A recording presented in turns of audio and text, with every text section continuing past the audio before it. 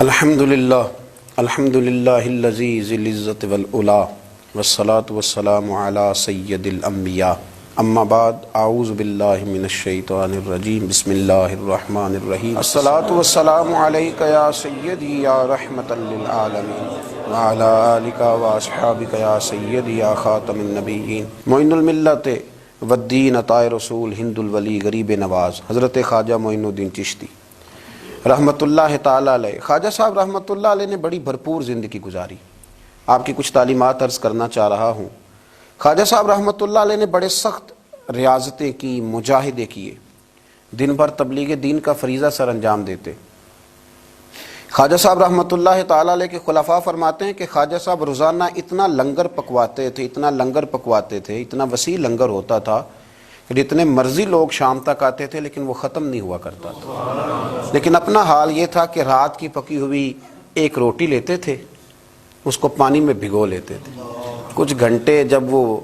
بھگوئی رہتی تھی نرم ہو جاتی تھی پھر اس کو تناول فرمایا کرتے تھے۔ اور فرماتے ہیں کہ جو کام کرتے ہم نے خواجہ صاحب کو سب سے کم دیکھا ہے وہ ہے کھانا کھاتے اور سوتے۔ یہ دو کام کرتے ہم نے انہیں بڑا کم دیکھا،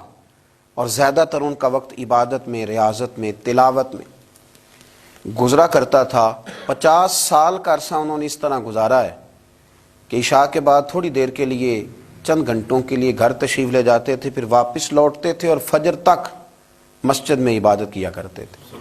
کئی دفعہ حضرت خواجہ اجمیر علیہ رحمہ پر وہ وقت بھی گزرا ہے کہ ایک دن میں 2 قرآن پاک ختم فرمایا کرتے تھے۔ ایک دن میں 2 قرآن پاک، ایک قرآن پاک صبح میں ختم ہوا، ایک قرآن پاک رات میں ختم کر دیا۔ خواجہ صاحب علیہ رحمہ اس درد کے ساتھ تلاوت فرماتے تھے کہ لوگ کہتے ہیں کہ وہ تو بیدار رہتے ہی تھے، تلاوت سننے والے بھی آنکھیں کھول لیا کرتے تھے۔ خواجہ صاحب رحمت اللہ تعالیٰ لیکن نوافل کی کثرت کا کوئی اندازہ ہی نہ تھا۔ خواجہ صاحب کے ریاضتیں، مجاہدے، عبادتیں، یہ ساری چیزیں اپنی جگہ مسلمہ تھیں۔ اس کے ساتھ ساتھ جب وہ اپنے خلفاء کی، اپنے مریدوں کی تربیت کرتے تھے تو رنگ نرالا ہوتا تھا۔ خواجہ قطب الدین بختیار کاکی رحمت اللہ علیہ فرماتے ہیں جب میرے شیخ، میرے مرشد، میرے ملجا، میرے آقا حضرت غریب نواز رحمت اللہ تعالیٰ علیہ مجھے دلی بھیجنے لگے تو میں نے عرض کی کہ حضور کچھ نصیحتیں فرما دیں۔ تو کہتے خواجہ صاحب نے مجھے 4 نصیحتیں فرمائیں، 4 باتوں کا درس ارشاد فرمایا۔ سب سے پہلے خواجہ صاحب نے فرمایا یاد رکھنا درویشی اس طرح کرنا کہ بادشاہی معلوم ہو، فقر اس طرح کا ہو کہ تم بادشاہ معلوم ہو۔ اور دوسرا خواجہ صاحب رحمت اللہ تعالیٰ علیہ فرمانے لگے جب کوئی تیرے پاس آئے نا تو وہ خالی نہیں جانا چاہیے، بھوک لگی ہو تو اسے روٹی ملنی چاہیے، کپڑے کی ضرورت ہو تو اسے خیرات ملنی چاہیے، علم کا بھوکا ہو تو تیرے پاس قرآن و سنت کے دلائل کے انبار ہوں، اور اگر وہ درد لے کے آئے نا تو تیرے بھی آنسو ہونے چاہیے اور سامنے والے کو وہ آنسو ہی نصیب ہونے چاہیے۔ ہر ایک کو ہر شے دے کے بھیجنا، کوئی کمزوری نہ رہ جائے۔ اور تیسرے نمبر پہ فرمایا خوشی میں تو ساری دنیا ہی ہنستی ہے، جب خوشخبری آتی ہے تو سب ہی ہنستے ہیں، پر قطب الدین میرے ساتھ وعدہ کر سب سے زیادہ تیرے چہرے پر اس وقت مسرت ہونی چاہیے جب رب تجھے آزمائش میں ڈالے، سب سے زیادہ تیرے چہرے پر اس وقت مسکراہٹ ہونی چاہیے جب اللہ کریم تجھے کوئی آزمائش دے۔ یاد رکھنا دکھوں میں ہنستے رہنا، اس کی طرف سے آنے والی آزمائشوں کو اس کا تحفہ سمجھنا۔ قطب الدین یہ تیرا رنگ جب بنے گا تو پھر میں سمجھوں گا میں نے تربیت کی۔ اور چوتھے نمبر پہ فرمایا یاد رکھنا دشمنیاں نہ پالنا، بلکہ دشمنی کے جواب میں بھی دوستی پالنا، اس لیے کہ جو دشمنیاں پالتے ہیں وہاں بغض پیدا ہوتا ہے، اور جو دوستیاں پالتے ہیں ان کے دلوں میں اللہ محبت کی خوشبوئیں پھیلا دیا کرتا ہے۔ یہ انداز تربیت حضرت خواجہ اجمیر علیہ رحمہ کا، یہ انداز، اور فرماتے ہیں ہر آنے والے کے ساتھ ان کا انوکھا رویہ۔ خواجہ حمید الدین ناگوری رحمت اللہ علیہ فرماتے ہیں کہ میرا یہ حال تھا کہ میں بڑا خوبصورت تھا خواجہ صاحب کے پاس آنے سے پہلے، بہت سارے لوگ مجھ سے محبت کرتے تھے، تو جب میرے اندر کچھ تھوڑے سی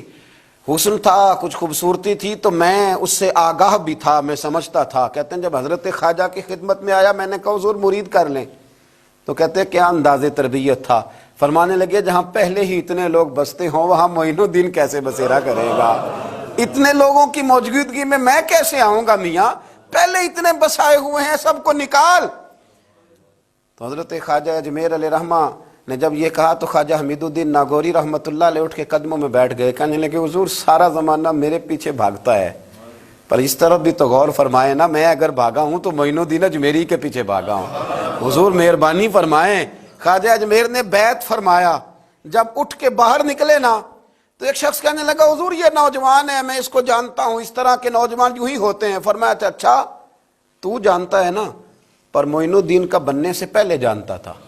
اب یہ میرا بن گیا، اگر جاننا ہوا نا تو ذرا جا گلی میں کچھ لوگوں سے بات کر رہا ہے، دیکھ لے کیا بات ہو رہی ہے۔ خواجہ حمید الدین باہر نکلے تو پرانے یار ملنے آ گئے، انہوں نے کہا چلو، آپ فرمانے لگے میاں اب نہیں جانا، اب دو گلیاں یاد کرنی ہیں، ایک جو شیخ کے گھر جاتی ہے اور دوسری جو واپس آتی ہے، اب دوبارہ بھائی کہیں بھی نہیں جانا۔ نے کہا جناب وہ فلاں بھی بلا رہا ہے، تو خواجہ حمید الدین صاحب نے کوئی بڑا ہی جملہ بول دیا، فرمانے لگے وہ بلا رہا ہے تو کیا ہوا، اب تو جنت کی حور بھی بلائے گی تو نہیں جانا، اب نہیں جانا، اب میں نے تربیت لے لی ہے، اب میں نے فیض لے لیا ہے، اب میں نے ادھر ہی توجہ رکھنی ہے جہاں کا میں ہو گیا ہوں۔ ایک در پھڑیے محکم پھڑیے، پھر ایک دئی ہو کے مریے، یک در گیر تے محکم گیر۔ یہ جگہ جگہ جانے کا کیا مطلب، یہ تربیت ہے، یہ انداز ہے، یہ معیار اور یہ سٹیٹس خواجہ صاحب نے اپنے مریدوں کو سکھایا۔ اتنی عبادت ہے، اتنی ریاضت ہے، اتنی تربیت ہے، پھر بھی رو پڑے ہیں، پھر بھی بڑھاپا آیا ہے تو تڑپ اٹھے، پھر بھی چند خلفاء کو قریب بلایا ہے تو حضرت معین الدین کہنے لگے میرے لیے دعا کرو۔ تو کہا حضور 90 سال کے قریب عمر ہو گئی، زندگی بھر آپ کو وضو میں دیکھا، حضور زندگی بھر سجدے میں دیکھا، زندگی بھر رعنائی میں دیکھا، تبلیغ میں دیکھا، خدمت میں دیکھا، لوگوں کو کھلاتے دیکھا، گھر کے اندر سے لے کر باہر تک ہم نے آپ کو دوسروں کا سوچتے ہی دیکھا، آپ نے تو اپنے لیے سوچے کچھ نہیں تو روتے کیوں ہے، دعا کیوں کراتے ہیں؟ فرمانے لگے یار زندگی پوری عمل کیے ہیں، لیکن میرے لیے دعا کرنا، کہیں ایسا نہ ہو کہ اعمال کی گٹھڑی لے کر جب رب کی بارگاہ میں جاؤں تو مالک کہے کہ عمل تو بڑے ہیں پر میرے لائق کوئی بھی نہیں، بڑے عمل ہیں پر میرے لائق کوئی ہے تو بتا یار، یہ جتنی گٹھڑی ہے نا اعمال کی، تمہیں بڑے بڑے حسین نظر آتے پر ان میں سے کوئی مالک کے لائق بن جائے، میری کوئی قبولیت ہو جائے، میری قبولیت میں نیواں تے میرا مرشد اچا تے میں اچیاں دے سنگ لائی، تے صدقے جاواں انہاں اچیاں تو جنہاں نیویں نال نبھائی۔ دعا کرو، اللہ کی بارگاہ میں التجا کرو کہ میری قبولیت ہو جائے۔ انما یخشی اللہ من عبادہ العلماء، قرآن مجید نے کہا کہ اللہ کے بندوں میں سے جو عالم ہوتے ہیں ان میں خشیت ہوتی ہے، ان میں خوف ہوتا ہے، وہ چونکہ جانتے زیادہ ہیں تو وہ ڈرتے بھی زیادہ ہیں، ان کے اندر احساس بھی زیادہ ہوتا ہے۔ حضرت عبداللہ ابن مسعود رضی اللہ تعالیٰ عنہ فرمایا کرتے تھے کثرت کلام کرنے والا تو عالم نہیں ہوتا، اللہ سے زیادہ ڈرنے والا عالم ہوتا ہے، کثرت کلام والا تو عالم نہیں، وہ جس کے دل میں خشیت زیادہ ہے وہ بڑا عالم ہے۔ میرے نبی پاک علیہ السلام نے فرمایا میں تم سب سے بڑھ کر اپنے رب کو جاننے والا ہوں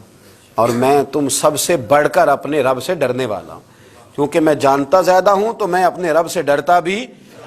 زیادہ ہوں۔ حضرت خواجہ اجمیر علیہ رحمان نے تربیت کی، لوگوں کے مزاج سوارے، لوگوں کے دل سوارے، اور خواجہ صاحب نے تربیت کی اور تربیت کے مراکز بھی قائم فرمائے۔ اجمیر کے فیضان سے پھر دلی میں خواجہ قطب الدین کا مرکز قائم ہوا، پھر اسی فیضان سے پاک پتن میں بابا فرید الدین گنج شکر کا مرکز قائم ہوا، پھر اسی فیضان سے خواجہ نصیر الدین چراغ دہلوی کا مرکز قائم ہوا، پھر اسی فیضان سے مہار شریف کا مرکز قائم ہوا، پھر اسی فیضان سے پیر پٹھان خواجہ سلیمان تونسوی کا مرکز قائم ہوا، پھر اسی تربیت کی روشنی میں حضرت شمس العارفین سیالوی تیار ہوئے، پھر اسی تربیت کی روشنی میں پیر مہر علی شاہ جیسے لوگ تیار ہوئے، پھر اسی ترتیب سے اسی روشنی نے بڑے بڑے مشائخ کو ترتیب دیا، اس لیے کہ وہ مرتب کرنے والے تھے، وہ ترتیب دینے والے تھے، وہ کام کرنے والے تھے۔ بنگلے کوٹھیاں جائیدادیں مکان اور گاڑیوں کے ساتھ لوگوں کے سامنے نمودار نہیں ہوئے، وہ ہوئے تو اپنے تربیت یافتہ خلفاء کے ساتھ نمودار ہوئے، انہوں نے تربیت کی، مراکز بنائے۔ دعا کریں اللہ تعالی ہمیں تعلیمات پر عمل کی توفیق عطا فرمائے، نقش قدم چلنے کی توفیق عطا فرمائے۔ آخر دعوانا ان الحمدللہ۔